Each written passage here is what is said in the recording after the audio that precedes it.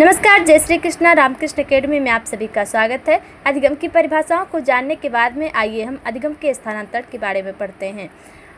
स्थानांतरण का अर्थ होता है एक स्थान से दूसरे स्थान तक ले जाना। इसी प्रकार से जब सीखने की प्रक्रिया को अधिगम को एक स्थान से दूसरे स्थान तक ले जाते हैं तो उसे हम अधिगम स्थानांतरण कहते हैं। अधिगम स्थानांतरण 3 प्रकार का होता है, जिसमें पहला है सकारात्मक अधिगम स्थानांतरण।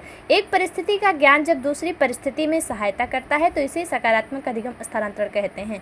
उदाहरण से समझिए, जैसे गणित पढ़ने से भौतिक विज्ञान में सहायता। गणित और भौतिक विज्ञान के कुछ सवाल, बहुत सारी चीज़ें सेम होती हैं।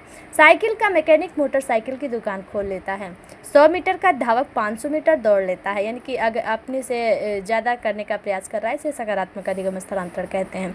सकारात्मक अधिगम स्थानांतरण के 3 भाग हैं: ऊर्ध्व स्थानांतरण, क्षैतिज स्थानांतरण और द्विपार्श्विक स्थानांतरण। ऊर्ध्व स्थानांतरण यानी कि 100 मीटर का धावक 500 मीटर दौड़ता है।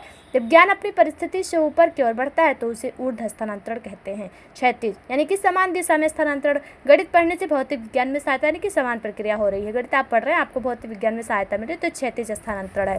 द्विपार्श्विक स्थानांतरण, शरीर के अंगों में स्थानांतरण, यानी कि एक अंग से कार्य करने पर स्वतः दूसरे अंग का स्वतः सक्रिय हो जाना। ऐसी प्रक्रिया कभी कभी आती है तो ये द्विपार्श्विक अधिगम स्थानांतरण कहलाता है। धन्यवाद।